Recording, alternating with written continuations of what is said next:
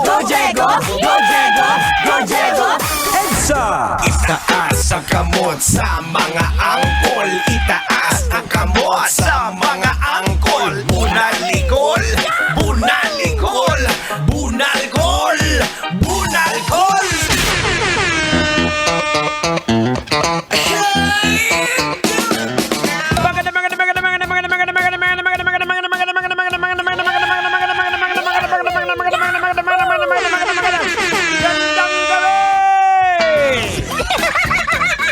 Alam mo, makakatulog ka, ha? No. Hindi! Labuga, yun taka! Etong programa na hindi ka makakatulog. Ito yung programa na pampagising sa mga natutulog. Kaya saktong-sakto to sa'yo, Manong Driver. Yes! Ikaw, Manong Driver, ala nang iba pa. You and you alone. Ano ba yung minamaneho mo? Grab man yan? Taxi man yan? Motor? Tama, pwede bang makinig sa nagmumotor? Ay, wag pala. Jeep? Bus? FX? Eroplano o barko? Ay, maraming nakikinig sa atin, ha, kahit mga nagkukross dito sa Pilipinas, yung mga international na barko, na mga Pinoy yung kapitan. O ayan, sa mga seaman daragat. Hello sa inyo. At syempre lahat ng mga OFWs na nakikinig po sa atin, maraming salamat. Para sa inyo to lahat. Sang malagkit na smack.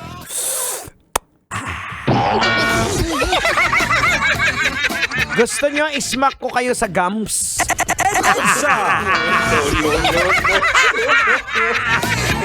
Ang hirap gawin nun. Sabihin mo kaya sa misis mo pag uwi mo. Sabihin mo, Baby love, gusto mo ismack kita sa gums? Ano sa tingin mo, Tang, yung magiging sagot ni misis niya?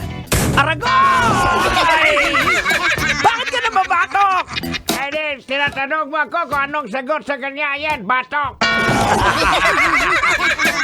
Oo nga naman, ang hirap mag-smack sa gums, ano?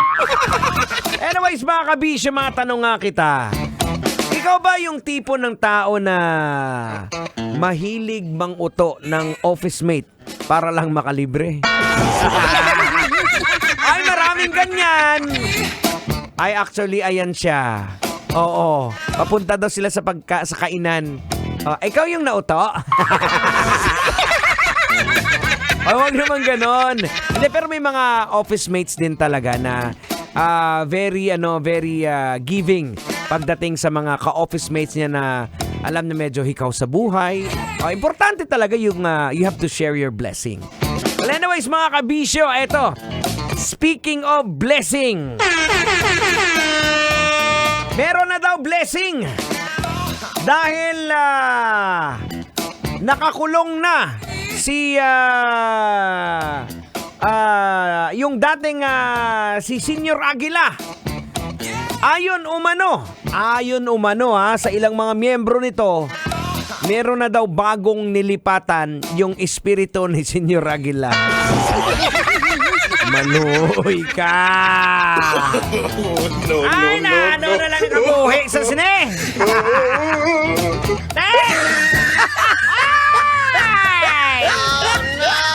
Dahil nakakulong na si Mr. Hilario, kamag-anak ba ni Jong yun? Parang magkatunog lang ata yung apelido. So dahil nga nakakulong na, may nilipatan daw itong ang espiritu ni Senior Aguila, may nilipatan daw na ibang tao. Kambihira naman, no. Tang, ano ba? Logican na natin to. Ade, sige, logican mo na yan. Logika na yan! Logika na yan! Alright, mga kabisyo, ang oras natin 7:33 and you are still locked in right here on 90.7 Love Radio. We are Metro's #1. Logican na natin to, mga insans! leksyon na pwede nating makuha? Ano ba ang leksyon na pwede nating mapulot dito sa Logikan Mo Yan? Para mga kabisyo, para hindi po tayo maloko o matatawag ng iba na ma-scam, dapat importante matuto po tayo unang-una sa lahat magsiyasat. Oo, dapat marunong tayo sumiyasat o kumilatis ng mga bagay-bagay. Hindi po pwedeng maniniwala na lang tayo basta-basta sa mga sinasabi sa atin. Lalong-lalo na pagdating po sa pananampalataya or tinatawag nating faith. O maging sa Biblia nga, mga kabisyo, binabanggit at nasasabi na dapat maging mapanuri tayo at wag tayo basta-basta maniniwala. O eto, magko-quote uli ako ng Bible verse sa mga kampon dyan. O baka masunog kayo, ha? O ayon, mga kapatid, 1 Corinto, chapter 10, verse 15. Sinasabi dito, kinakausap ko kayo bilang matatalinong tao. Husgahan ninyo ang sinasabi ko. So ayan po mga kabisyo, malinaw na sinasabi na nagsulat niya na si Paul na yung mga matatalinong tao, sabi niya, husgahan nyo ako. Logikan nyo. Lagyan nyo ng logic kung tama ba yung sinasabi ko. So maging ang Biblia, sinasabi na inuutos sa atin na maging skeptic tayo sa mga bagay-bagay. Huwag tayo basta maniniwala, especially pagdating sa pananampalataya. O kaya madami ang nadidisgrasya, marami ang naloloko, at higit sa lahat ang marami ang nabubuntis. Aragoy! Maloy ka! Ayan po mga kabisyo, dapat na logikan na natin, dapat mapanuri po tayo, inaalam po natin ang mga bagay-bagay. Tandaan po na ang bawat desisyon na ginagawa po natin may mga konsekwensya po yan. Kaya para hindi po tayo malagay sa alanganin, dapat maging mapanuri tayo. Ha? Maging matang lawin. 7:36 ng gabi. Shoutout sa mga kabisyo po nating nakatutok dyan. Maraming salamat sa iyo sa iyong pagtutok, manong driver. Ingat sa pagmamaneho. Kung traffic man, lakasan lang ang volume. Sagot na namin ang tugtugan. Eto, pampakalma sa mga nagpapalpitate ngayon.